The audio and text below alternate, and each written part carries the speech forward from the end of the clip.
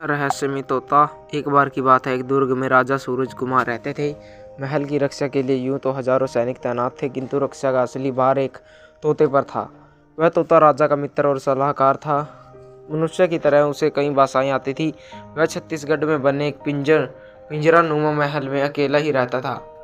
तोते को आगे घटने वाली सारी बातों का पता चल जाता था और वह तुरंत राजा को अच्छी बुरी घटनाओं की सूचना दे देता। कई बार तो तोते ने राजा को शत्रुओं के षड्यंत्र से बचाया। राजा तोते के अलावा न किसी से सलाह लेता, न किसी की बात मानता। राजा के मंत्री और सेनापति तोते के दुश्मन बन गए। महारानी को तो तोता फूटी आंखों नहीं पाता था। वह उसे जरा भी पसंद नहीं करती थी। उसी के जाल में फंस कर राजा राजमहल में बहुत कम आते। चिंताओं से घिरे हुए सभी तोते से परेशान थे, मगर कुछ कर नहीं पाते थे। जो भी षड्यंत्र रचते तोते को उसका पता चल जाता।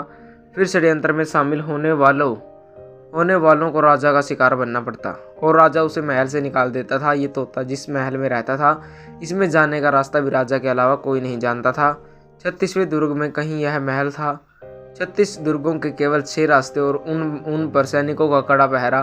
फिर भी जरा सी बात तोते के कानों में पहुंच जाती। ऐसे में तोता को वश में करना या उसे मौत के घाट उतार देना क्या सरल था।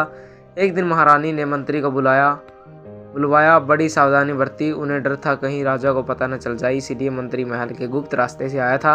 महारानी ने कहा, मंत्री जी, इतने सारे गुप्तचर हमारे पास है, तोते का पता नहीं लगा सकते। मंत्री बोला, आप ठीक कह रही है, मैं जल्दी ही कुछ न कुछ करूंगा।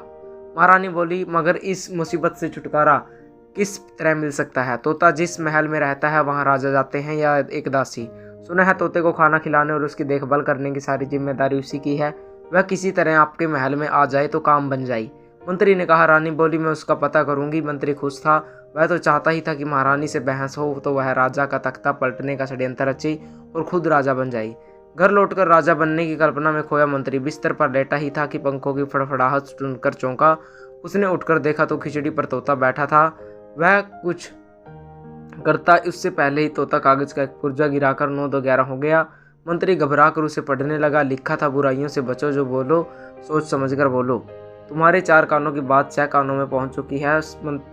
पढ़कर मंत्री का बुरा हाल हो गया। जो बैठ था वही हुआ। तोता सारा भेद पा गया। इसमें रानी ने अपनी एक दासी को बुलाया। उसे धीरे से सारी बात समझाई। दासी ने सोचा, अपनी लड़की और उसकी सहेली को महल में छोड़ दूंगी। वह उस दासी से हिल मिल जाएगी, किसी तरह फुसलाकर महारानी के पास ले जाएगी।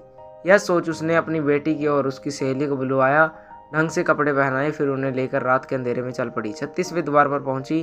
तब तक चांद निकल आया था। अंधेरा थोड़ा घुल गया था। दासी ने देखा, सामने ही दूधिया रंग का महल था। वह पहचान गई अपनी लड़की और उसकी सहेली को। समझा बुझा कर लौट गई। दोनों लड़कियां महल के पास पहुंच इधर उधर घूमने लगी और उन्हें अंदर जाने का रास्ता दिखाई नहीं दे रहा था। तभी एक लड़की ने खिड़की में बैठे एक साधु को देखा। पहले सहेली के कान में कहा, हमें कोई देख रहा है। वह इतना ही कह पाई थी, तभी उनके पास एक तीसरी लड़की आई जो तोते के महल में रहती थी। बोली, मैंने तुम्हारी बात सुन ली, बात 6 कानों में पहुंच गई।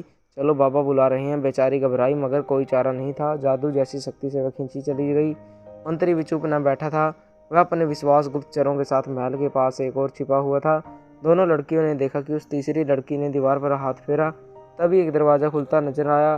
दरवाज़ा खुला, फिर आवाज़ आई, मंत्री जी, आप भी अंदर पधारें। मंत्री सुनकर घबराए और कोई चारा न देख वह भी चल पड़ा। अंदर आकर मंत्री ने देखा, राजा एक साधु के पास बैठे हैं। दोनों लड़कियां कोने में खड़ी हैं। तभी साधु ने मुस्कुराकर मंत्री से कहा, राजा का तख्ता पलटना इतना आसान नहीं। हाँ, बात 4 कानों में रहती तो तुम मेरी पहुंच से बाहर होते, मगर तुम्हारे षड्यंत्र की हर बात 6 कानों तक पहुंचती। जानते हो वो 2 कान किसके थे? वो मेरे ही थे। मेरे दोनों कान छत्तीसगढ़ में घूमते रहते हैं। मंत्री ने आश्चर्य से देखा, सचमुच साधु के कान थे ही नहीं।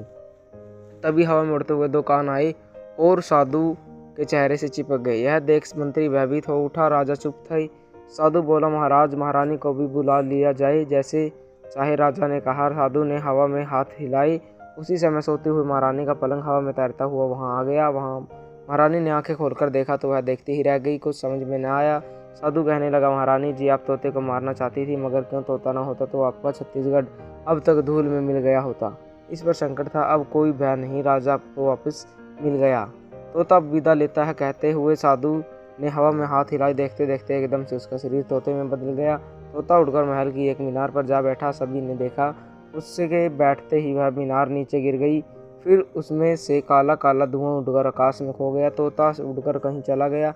महारानी आश्चर्य से राजा की ओर देख रही थी। राजा ने कहा, वह साधु एक योगी थे, अब कोई भय नहीं। मंत्री ने यह देखा तो राजा के पैरों पर गिर पड़ा, अपने किए के लिए क्षमा मांगने लगा, मगर राजा ने उसे क्षमा नहीं किया। षड्यंत्र रचने के अपराध में उसके दोनों कान काट कर देश से निकाल दिया गया।